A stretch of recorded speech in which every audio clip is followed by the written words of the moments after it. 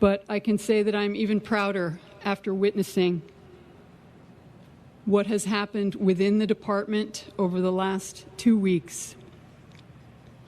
There have been heartfelt and monumental efforts that have been put in to honoring our brother and his loved ones. Everyone has stepped up and given of themselves. Thank you for that.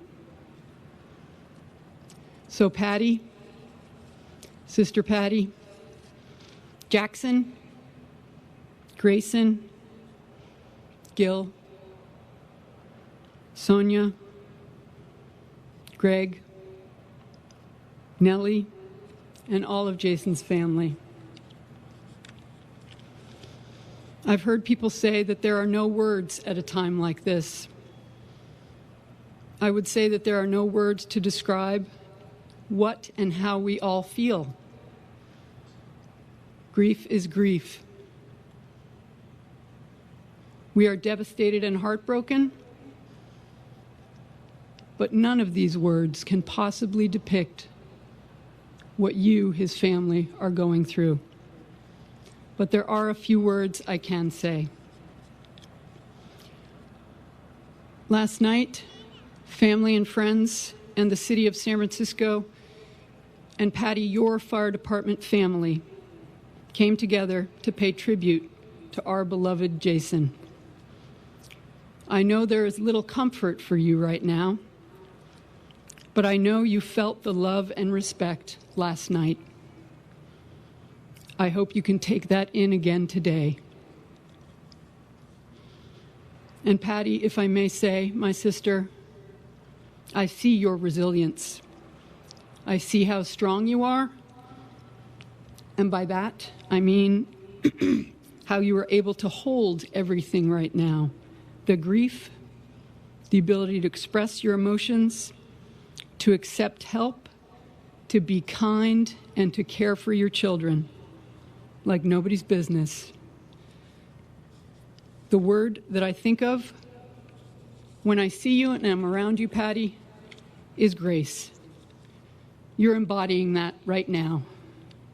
You're a role model for all of us, and we are here for you. Jackson, Grayson, nobody can ever be your dad. Your dad loves you, and no one can ever take that away. He loved you to the moon and back, and now he loves you to the heavens and back. And little brothers, we are here for you. Gil and Sonia and Greg and Nellie and the rest of his family, Jason was all about family, and we are here for you. We are family, and you are stuck with us. Jason's life was one of service, period. Anyone who works on an ambulance for years and then transitions to the busiest engine company in the nation and is still in a good mood is all about service. Service suited him and filled him up. I know for me personally, in giving, I receive. And I think that is true for many of us, especially in the fire service. But what I want to remind all of the members in the San Francisco Fire Department today is about a different kind of service, a different kind of giving. Life will go on after today. We will be back in the rhythm of our lives and in our jobs and with our families. Jason will be buried today, but challenges still lay ahead.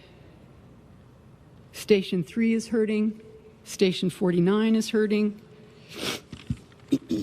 as are many other stations and individuals. Today's service may be over in a few hours, but it is never over for Patty and Jackson and Grayson or any of Jason's family. So let us all remember that and keep showing up.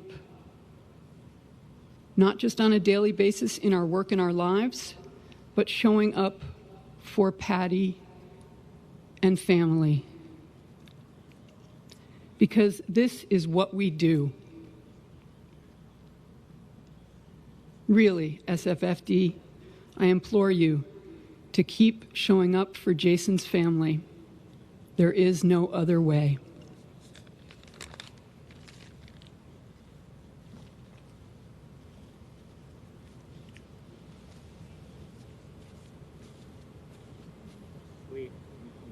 Leol.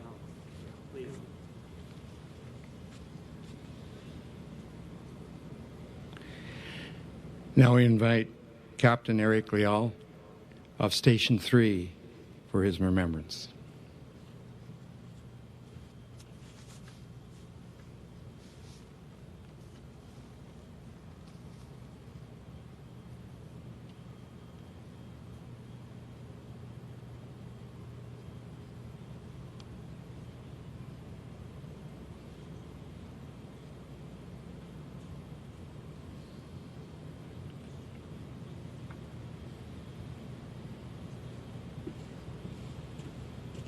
Good luck, Eric. You'll do great.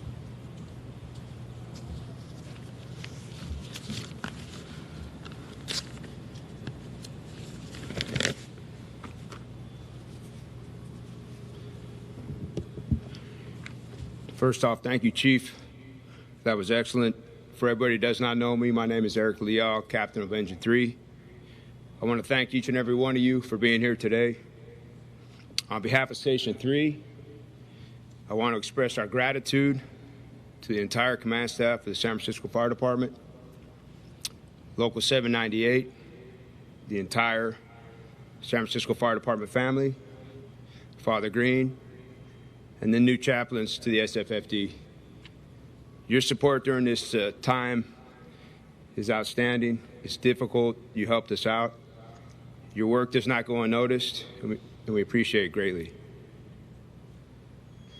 Many of us were very fortunate to know Jason before he got in the fire department.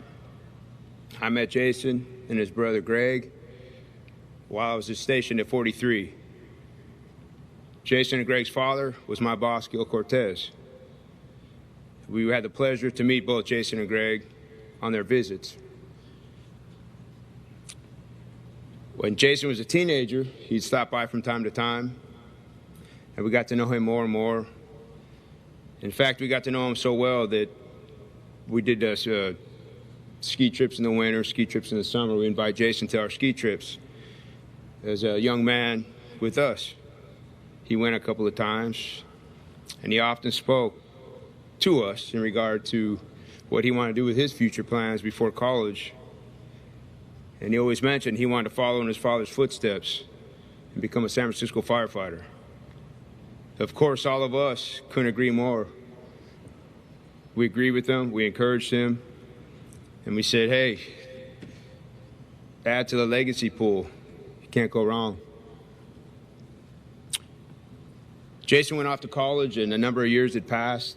We didn't have the contact that we used to, but he was finishing up school. Lo and behold, now we're talking with Gil again about what avenue Jason can take to get in the fire department. There's many different avenues besides just taking the test. Jason decided to take the long and hard, dedicated route. It's the person he was. He put himself through paramedic school. He got hired on the outside, worked his tail off until he finally was hired by the San Francisco Fire Department with the 49 units as a paramedic.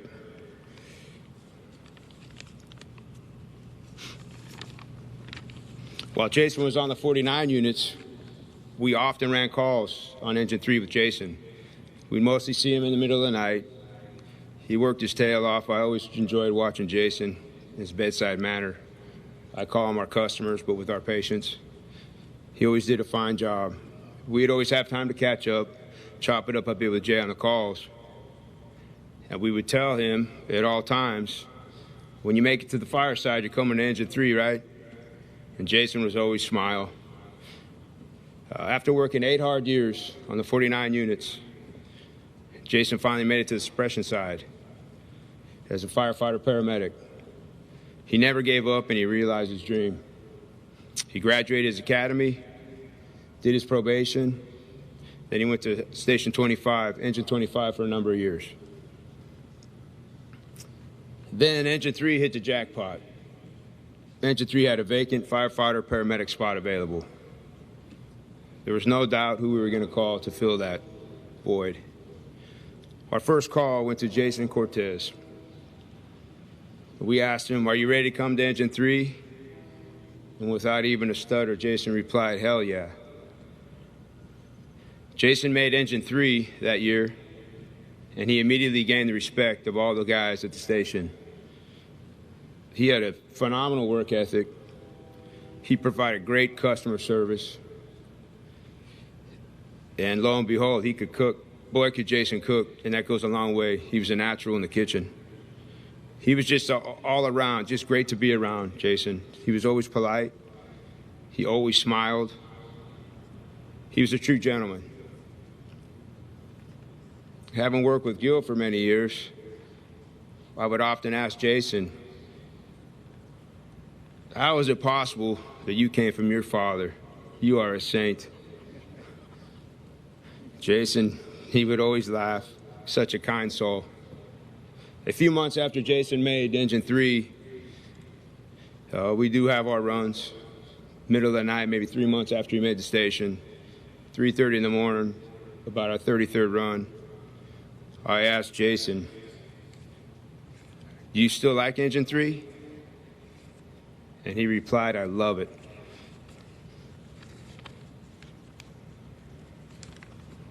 Jason truly did love Engine 3 and Station 3. He found his home. Jason was now a part of the Station 3 family. He and Patty joined us on our Christmas parties. The guys at 3 do a Station 3 camp out with the kids. He loved that.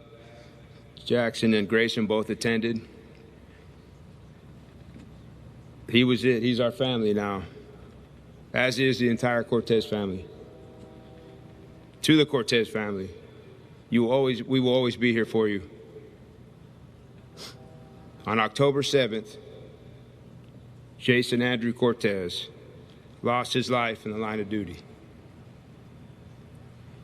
Jason died while performing the important task of preparing himself to be ready when called upon, and performed his duties in the highest tradition of the San Francisco Fire Department. He will be deeply missed by all who knew him. We mourn our loss. May he rest in peace. God bless the Cortez family. God bless Jason Cortez. You will be a member for 3 forever. Thank you.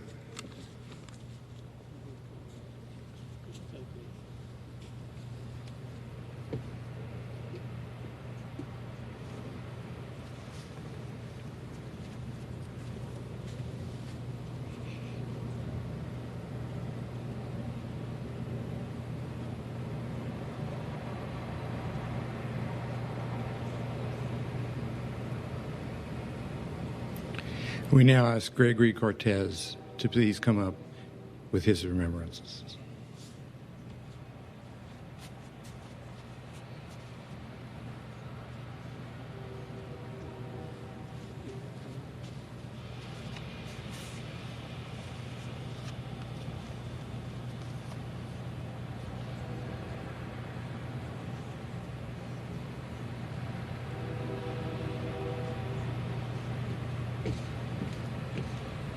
Did great last night. And then won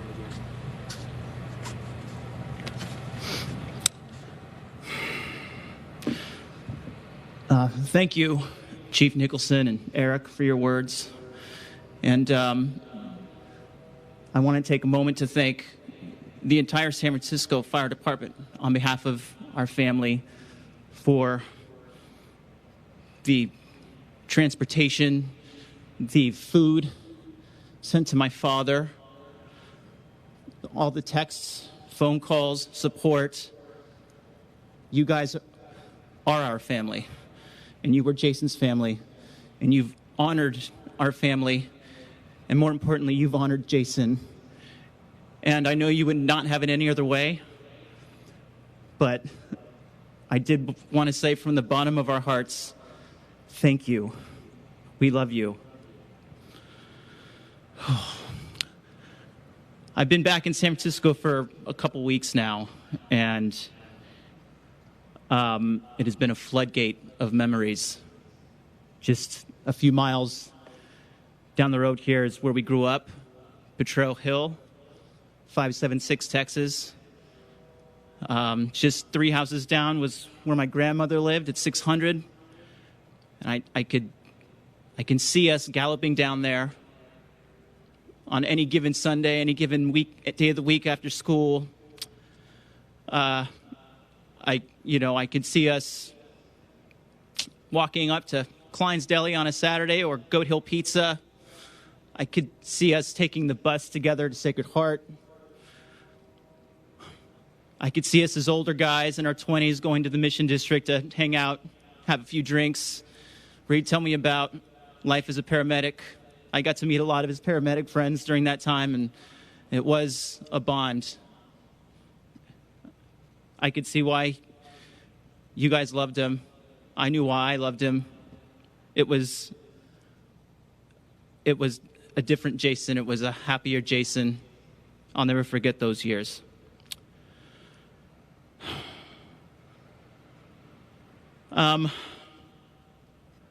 Thinking of all those memories, I'm reminded of just how strong the foundation was between me and him. We grew up extremely close. He was my protector. He looked after me. And at one point, we were inseparable. And I think about all of the mundane stuff that we did growing up. That really was a part of the foundation. It was built on love. There is nothing that we wouldn't do for each other, no matter where we were in our lives. It was built on laughter. My brother knew how to make me laugh. A lot of times it was at the expense of someone else, but I was in on the joke. I know a lot of his friends were in on the joke, and it made us feel really good. Some of the best years of my childhood were laughing with my brother. Our foundation was built on loyalty. Again, no matter where we were in our lives, there is nothing that we wouldn't show up for one another when it came down to it. And it was built on respect. Jason was a family man, and he loved his family. I always respected that. He respected my family. And Jason was a family man. It was what he considered his greatest accomplishment, were Jackson and Grayson. I have more photos than I can count over the years of my 2 nephews, from the day you were born up until a few weeks ago when you went to Golden Gate Park, or the Golden Gate Bridge for Jackson's birthday. There was nothing that made him prouder. There was nothing that brought him more pride than his boys and Patty. The family they created together, it was absolutely beautiful. Jason was proud of me. He told me that often. And I told him this last night. I'm going to tell him again today. That I'm proud of you, Jason. I'm so proud of you. I'm proud of the time that we spent together and that we had together as kids. I'm proud of the man you became. I'm proud of that beautiful family that we will always look after.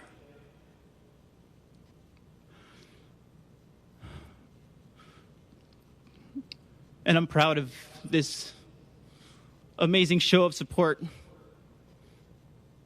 They're here for you because you touched their lives. You touched all of our lives. You are a very special man. So thank you, my big brother. I love you with all my heart. And you will always be with me. You will always be my protector. And I promise that I will always be with the boys and Patty. I will honor your memory with that and with giving the love that you gave to people every day, selflessly. So thank you, Jason. I love you.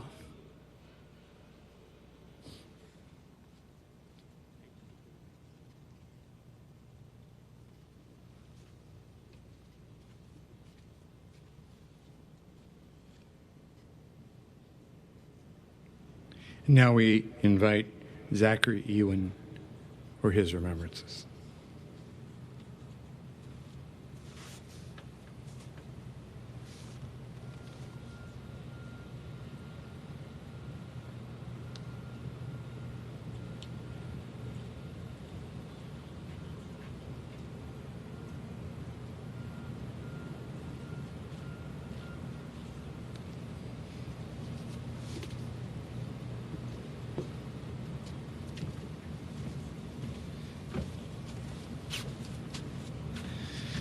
I'm extremely honored to have been asked to speak today. Patty, thank you for this opportunity. I'm humbled. Jackson, Grayson, Gil, and Sonia.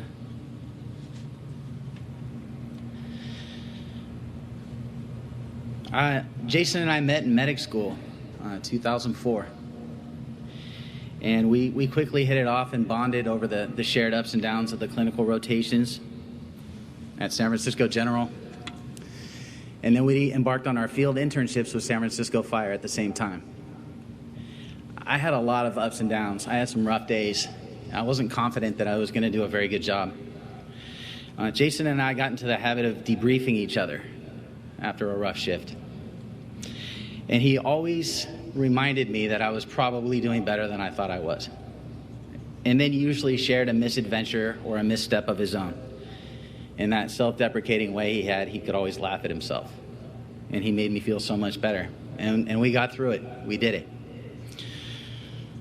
And we were friends. Quickly, he became a fixture in my life, extremely important. I mean, within a year of meeting each other, he was a groomsman in my wedding. That's how quickly he became important to me. Over the last couple weeks, my wife and I have been looking at photographs, poring over old pictures in the phone, the computer. And one thing that struck me was that Jason and Patty were part of every important event over the last 15 years. Every one. They were there for anniversaries. They were there for big birthdays, minor birthdays, cookouts. My dad loved to host an annual family crab feed. Jason and Patty were always there. All our Christmas parties. My wife even managed to score tickets to Hamilton finally, and she got 4 of them. She said, "Who should we invite?" What a silly question. It's got to be Jason and Patty. One thing, Patty, that sticks out for me, one memory in particular, was just a random night that we got sitters and decided to go on a double date. And we met at OJ's on the early side, maybe around 6 o'clock. And Jason noticed that some of the union leadership from San Francisco Fire was there at the same time in the lounge. And he went over to greet them. And he was so warmly greeted and embraced by those guys, it took him about 15, 20 minutes to make his way back to us.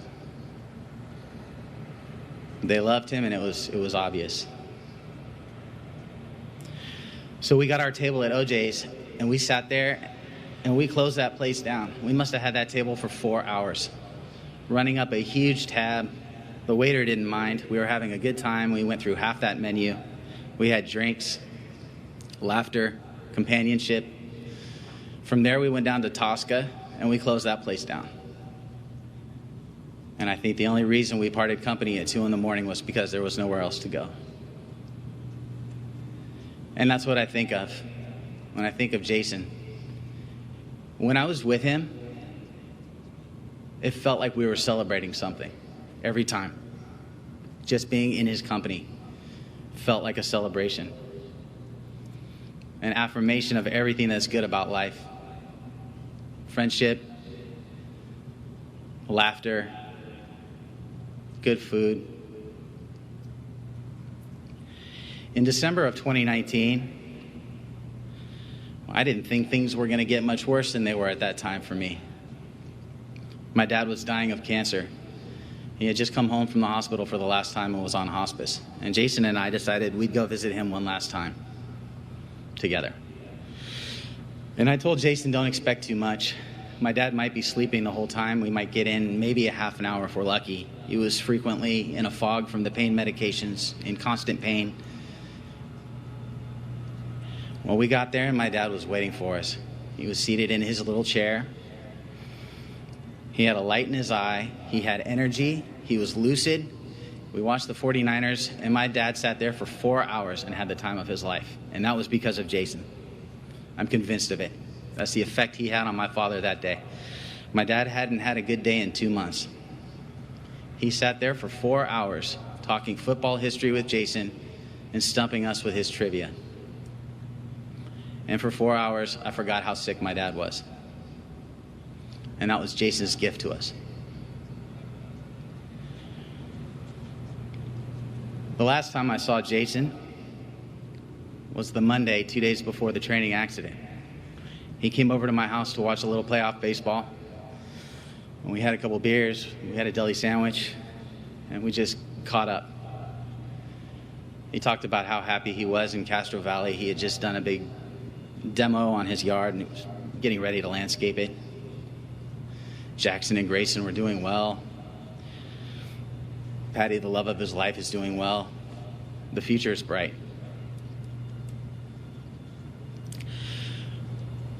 Jason stayed well into the evening that day. And when he got home around 8:30, he sent me the same message he sent me every time we got together, without fail. Another great time today. Love you, buddy. And I texted him back and I said, I love you too. I can honestly say, my life will never be the same without Jason. And I'm going to miss him for the rest of my life.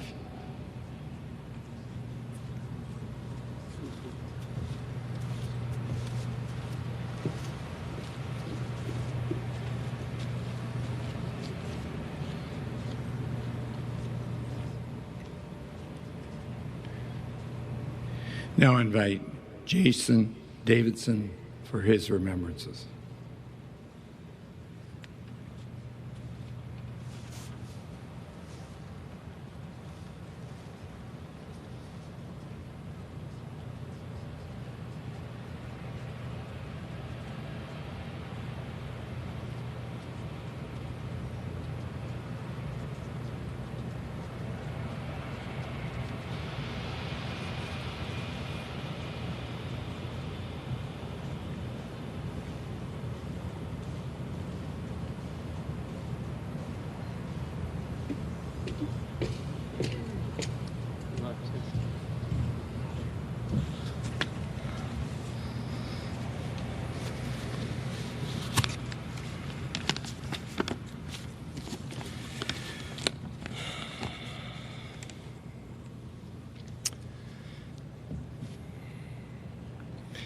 I would like to thank all of you for coming here today to celebrate the life of Jason Cortez and mourn the loss of him with his friends and family. Today we have Jason's family, friends, representatives of San Francisco, the SFFD, and the greater Fire family present. This huge outpouring of support is a testament to the person that Jason is and speaks to the impact that he has had on everybody's lives. For those of whom who haven't had the pleasure of meeting, my name is Justin Davidson, and Jason is my best friend. Jason and I were hired by the San Francisco Fire Department on June 25th, 2007. I was lucky enough to be sat right next to him in our EMT academy. I remember calling my dad after that first day and telling him that I was in way over my head. But I also met two guys that I really clicked with, Jason and John, and that I was grateful to have them in my corner. Over the weeks at the academy, Jason and I became closer, and he took me under his wing to make sure that I graduated. He helped me through every aspect of that academy, and without him, I don't think I would have made it. We quickly became great friends, and after our graduation, we were inseparable. That was Jason's MO, though. If you were lucky enough to crack into his circle, he had your back and would do anything for you. Over the last 13 years, Jason and I have shared countless memories and celebrated many milestones together, many of which I'm glad to say were his happiness. I saw him promoted to paramedic, marry the love of his life, Patty, bring two beautiful boys into the world, Jackson and Grayson, achieve his goal of becoming a firefighter, and see his beloved Giants win 3 World Series. Through it all, Jason always demonstrated pride for his family and roots, a fierce loyalty to the closest to him, and an overwhelming joy of life. Jason was proud of his roots and where he came from. As a third-generation San Franciscan, he took the task of protecting his city very seriously. He loved that his family was from Potrero Hill and showed his neighborhood off to his close friends whenever he had the chance. A family man through and through, Jason lived by the motto, family is everything. He spoke highly of his dad, Gil from the Hill, his brother Greg, and put Patty, Jackson, and Grayson above all else in life. When Jason and I met, he and Patty had already been together for 8 years. Jason had Jason had a home in Potrero Hill, and I really looked up to him as a person who I really felt had figured it all out. His love for Patty was immense, and his excitement of starting a family with her was just as big. At the time, I was still learning how to be an adult, and I really admired and respected what he worked hard for to create for himself. Jason was proud to be his father's son. He loved tradition, and he loved the fact that he followed in his father's footsteps. Jason took immense pride in everything that he did with the fire department, but he held his head highest when he was at Station 3. He loved having the workload that he did, and he loved being able to take pride in his station. We often spoke about the job, and even though we all have complaints about what we do, Jason would always close with, "I love my job." Jason was loyal to a fault. At the drop of a hat, they would be there for friends and family. Something that has always been comforting about Jason is that if you ever needed anything from him, there was never any judgment or questions about it. He was always just there for you. When he asked me to be his best man, my first response was no. I didn't think I deserved the honor of standing up with him, but he assured me that there was nobody else in the world that could do the job, and he was right. When I was up at the altar with him on his wedding day and I realized that I forgot the rings, all I could think about was nobody in the world would have done this. It all worked out in the end and made for a memorable story, even though I shudder every single time I hear it. Even though we both had very different backgrounds, Jason and I bonded over having similar childhoods, similar views on family, but most importantly, Bay Area sports. The words red, right, tight, sprint, right, option were muttered constantly, and references to Fred Solomon slipping were in heavy rotation. We both grew up as Niners fans, and we really bonded over our love for the Niners. I don't think that we missed a single home game in the final 4 years at the Stick.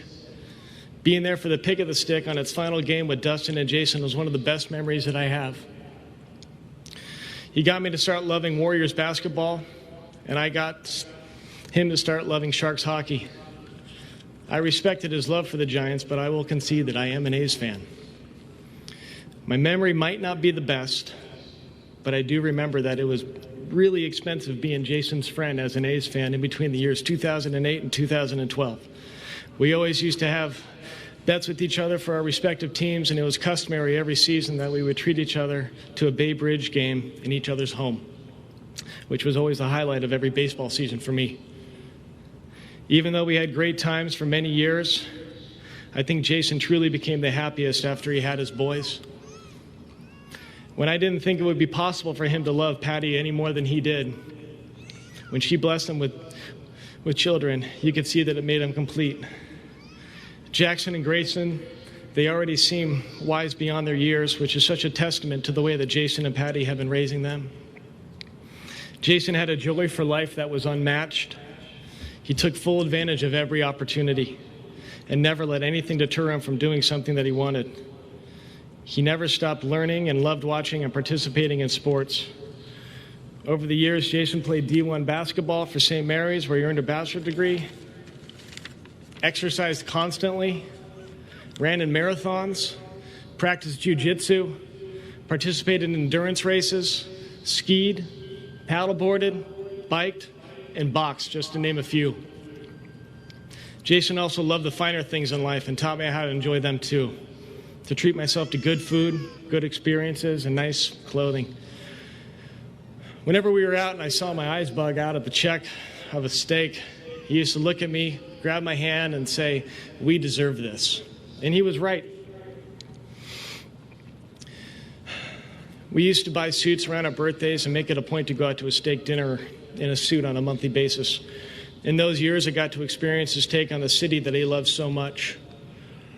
Lunches at Tadich, Westlake Joe's were a regular treat, and dinners at House of Prime Rib were always a pleasure. I remember him rubbing a story in my face when I missed a dinner with him and Patty at the House of Prime Rib. The next day, he called me and told me that he sat a couple of tables down from Joe Montana. I asked him, "What did you say to him?" He goes, "I asked him to pass the salt, and it was a perfect spiral." Jason loved to travel, and we found an excuse to get out of town as often as possible. He was a dear travel partner, and throughout the years, we got to experience Mardi Gras in New Orleans, title fights in Las Vegas, Oktoberfest in Germany with my dad, and Tahoe in Mexico whenever the season was right. Some of my best memories with Jason were traveling with him. Many, if not all, I cannot repeat here. Jason was the quickest and wittiest person that I've ever met. His recollection of sports trivia, obscure television references, and movies was incredible. A fast-track way to get him to laugh was a well-placed line from a movie, most often uttered at the expense of somebody else.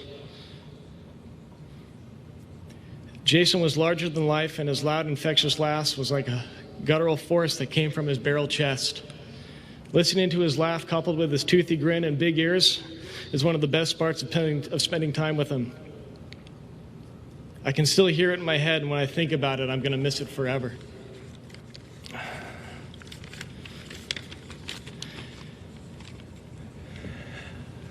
These last couple of weeks have been the hardest of my life, and I imagine the hardest couple of weeks for many of you sitting here.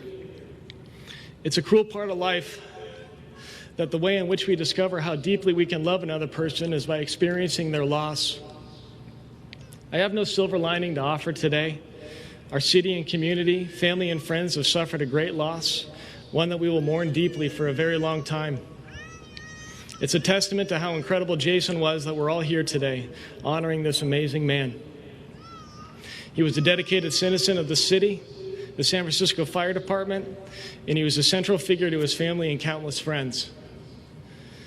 I find a lot of comfort in seeing San Francisco stop and make way for Jason today. He deserves it all. I wanted to close out today with a couple of lines from a song that Jason said it was the only song that he knew by heart. My love waits there in San Francisco, above the blue and windy sea. When I come home to you, San Francisco, your golden sun will shine for me. Rest in peace, brother, and God bless Jason Cortez.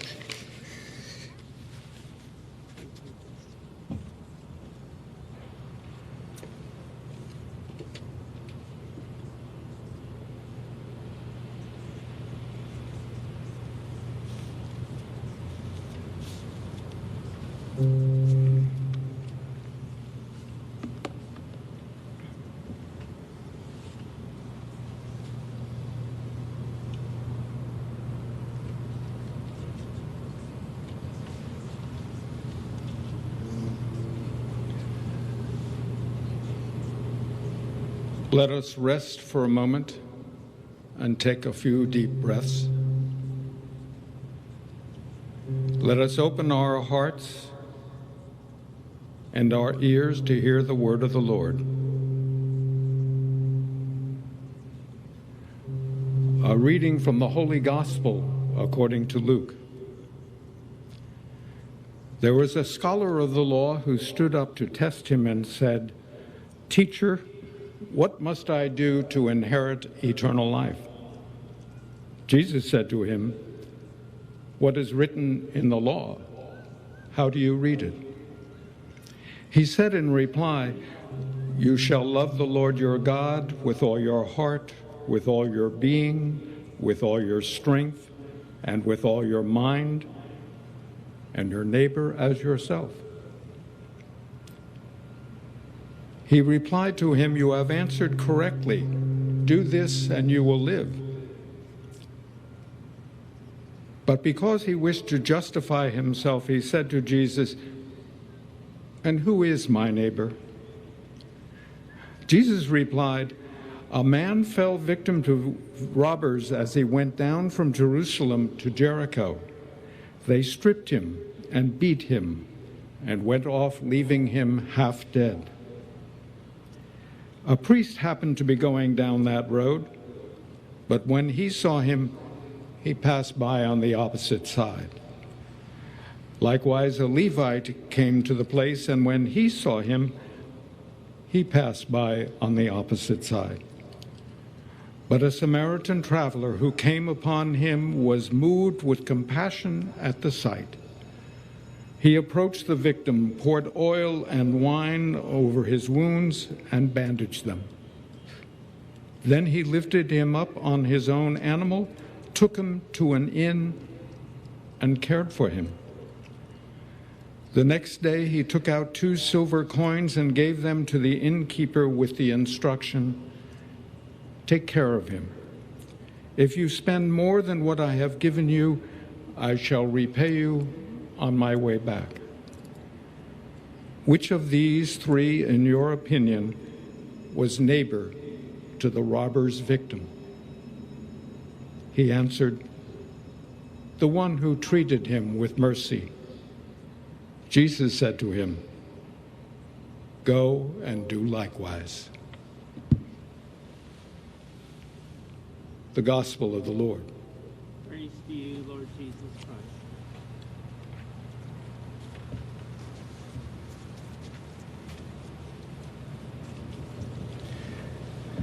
Some years ago, I was asked to tell a woman who herself was dying in the hospital that her teenage son had been hit and killed by an automobile. And I told her, it's okay if you feel anger with God. God is like a true and good friend. God understands, as a friend would, expressions of anger and disappointment. Because as a friend, he knows what those feelings are like and come from. So I told her it was okay to be angry. But she said to me, No, Father, my God cries. My God cries. Well, whether your God is someone, a friend, with whom you can express anger, or whether God is someone who cries with you, let's turn to that God and ask God to help us as we mourn Jason, to help us bond more closely with one another. Help us to recognize the God who is a friend and the God who cries.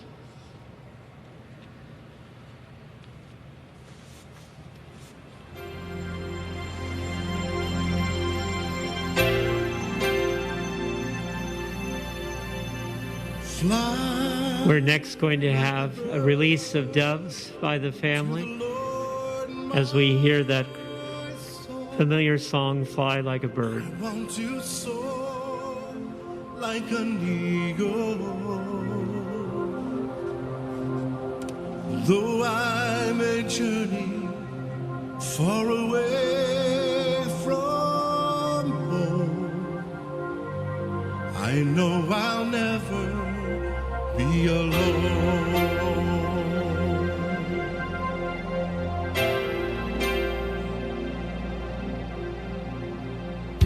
Oh God, you know who I am. You know my hopes and my dreams. In my pondering and fears, in my joy and in my tears. Oh God, your presence is real. Fly like a bird to the Lord, my soul. I want to soar like an eagle, though I may journey far away from home. I know I'll never be alone. Where can I run from your love?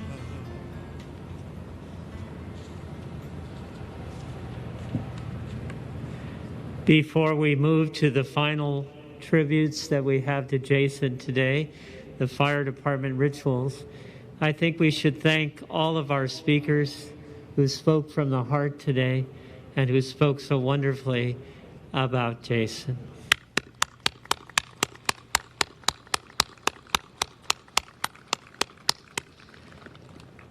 I'd also like to thank all of you for being here, as the chief did earlier. And we especially appreciate the efforts of our new chaplains, Father Reese and Father Mitchell, who have been so good about being with the fire department at this time and sharing a baptism of fire as they have shared their real presence and their comfort to the family and to all of Jason's friends. In the Jewish tradition, when someone we love dies, we don't have any words or even prayers or rituals.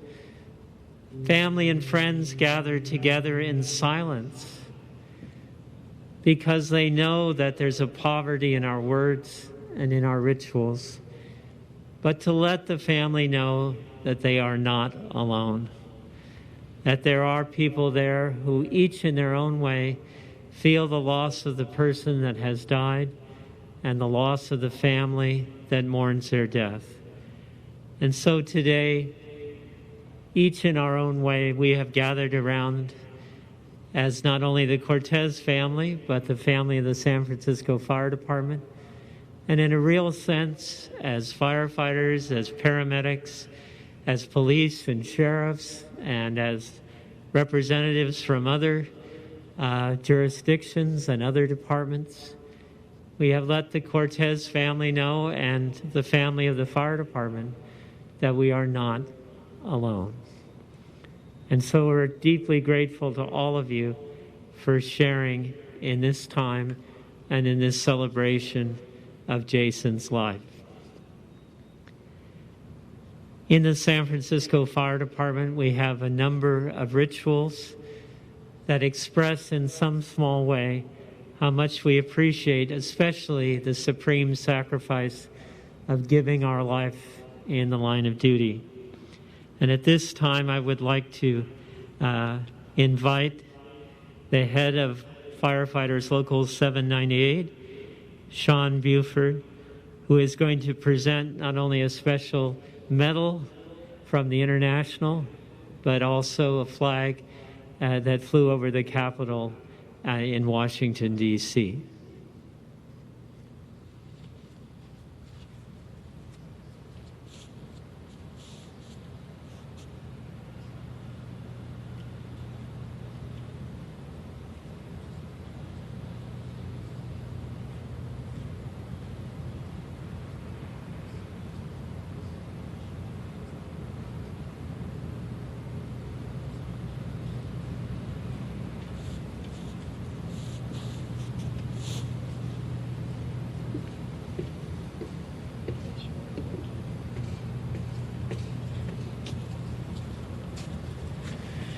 Good afternoon, everyone.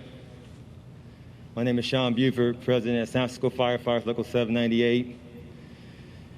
It's an honor, although with a heavy heart, that I stand here with presentations representing over 320,000 firefighters and paramedics throughout the United States and Canada. I have standing here with me is our 10th District Vice President, Frank Lima, who is here and representing the International Association of Firefighters, President Harold Shaperker as well. As Father Green mentioned, our speaker, Nancy Pelosi, flew a flag that was flown over our nation's capital here to be part of this. So I'd like to thank her all the way down to our San Francisco's own Mayor Breed for showing their support as well. Although this presentation is to Patty, Jackson, and Grayson, it also represents all of our condolences and sorrows to Gil, Sonia, and Greg, the entire Cortez family, Station 3, and SFFD. Thank you very much.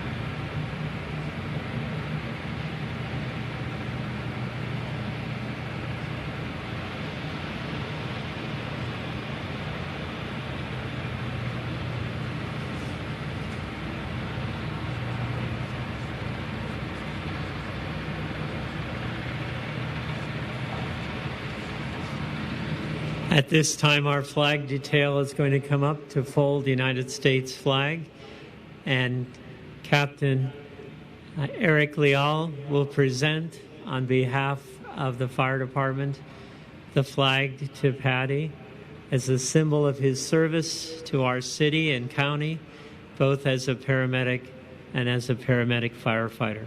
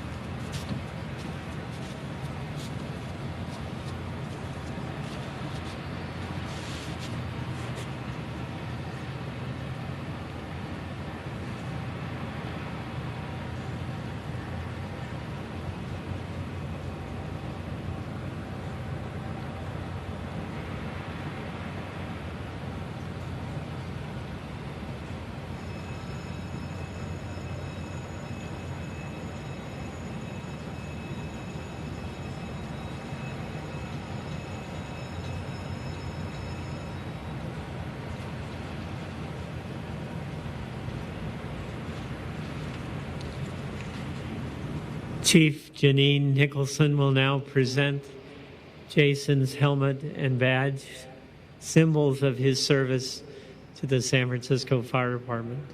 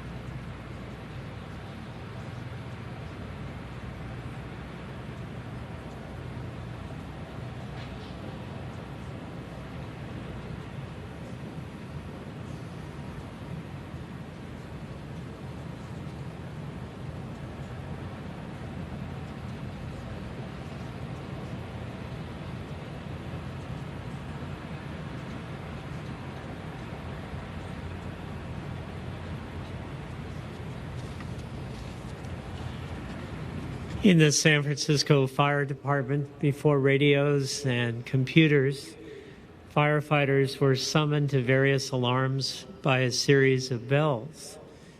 And at that time, and today, the chaplain's call was 9 bells, which was rung whenever a firefighter had been seriously injured or had died in the line of duty.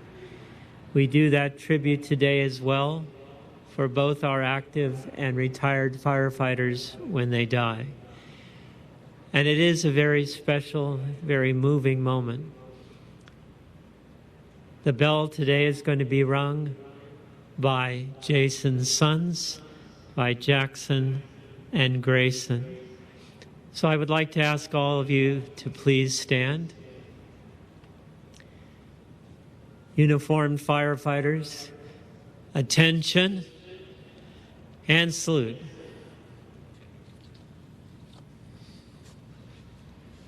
Okay. They're not going to be able to. Okay.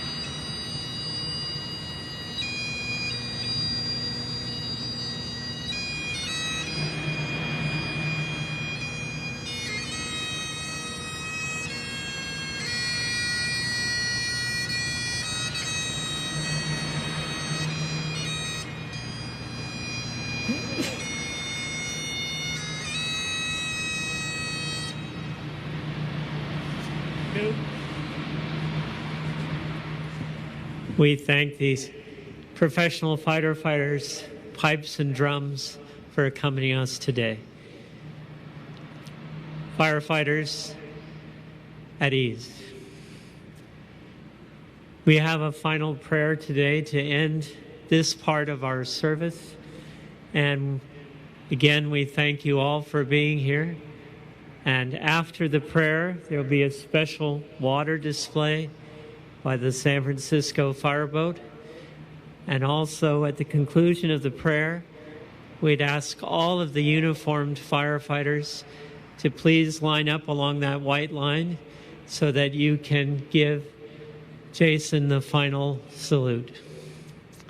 So let us take a moment to pray, each in our own way, for Jason and his family.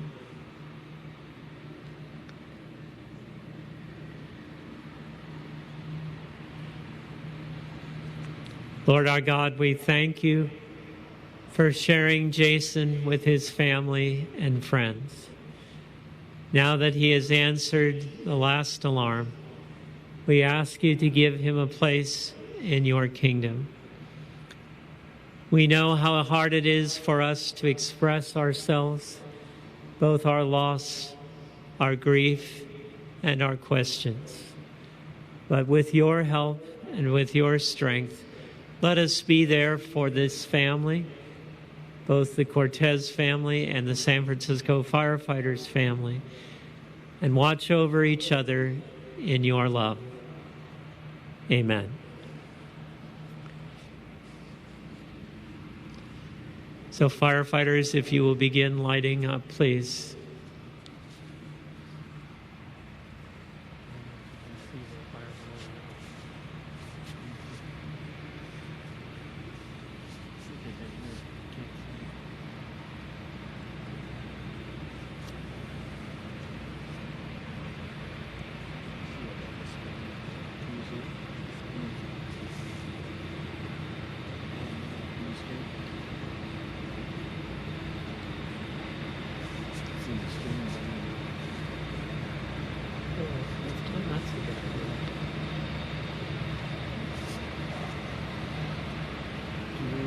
Yeah, we're going to have to go out with the flags.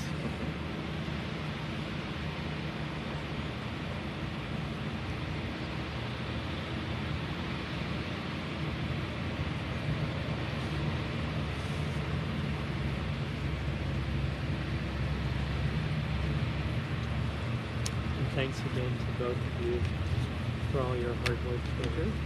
8 years of environment, sorry you didn't make it home, but I'm glad you did. No. Okay, we can go down and stand it.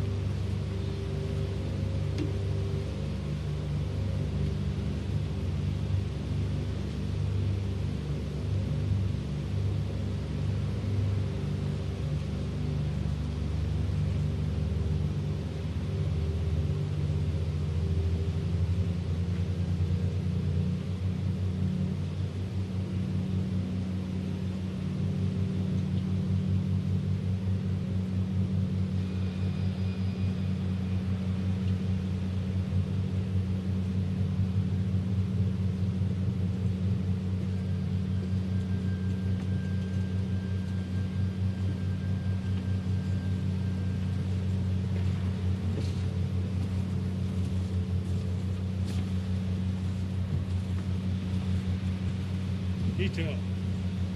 Oh. Right. Hey. Tree, go.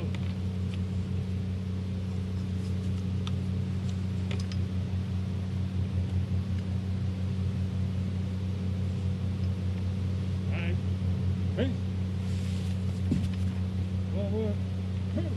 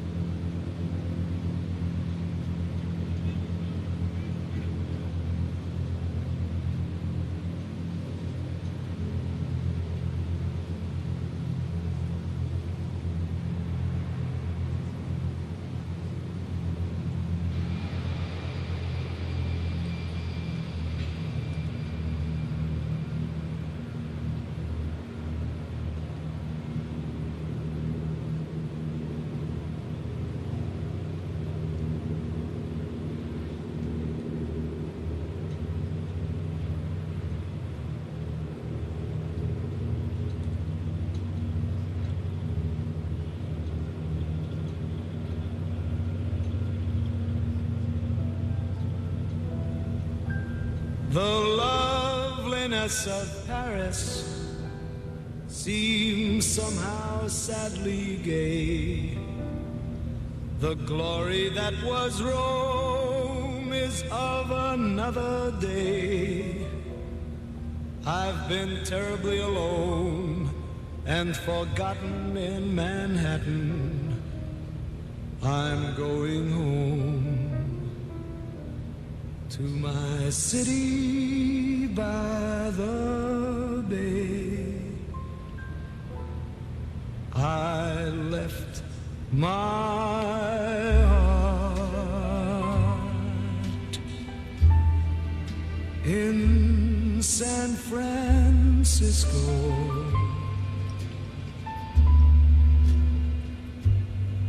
High on a hill,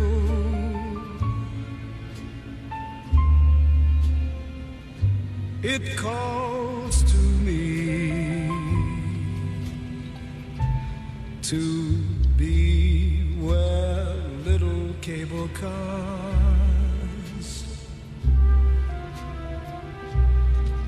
climb halfway to the stars. The morning fog may chill the air.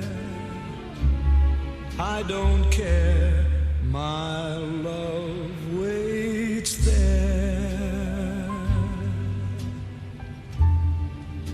in San Francisco.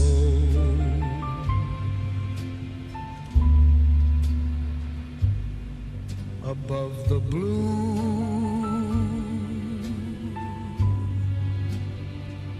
and windy sea, when I come home to you, San Francisco,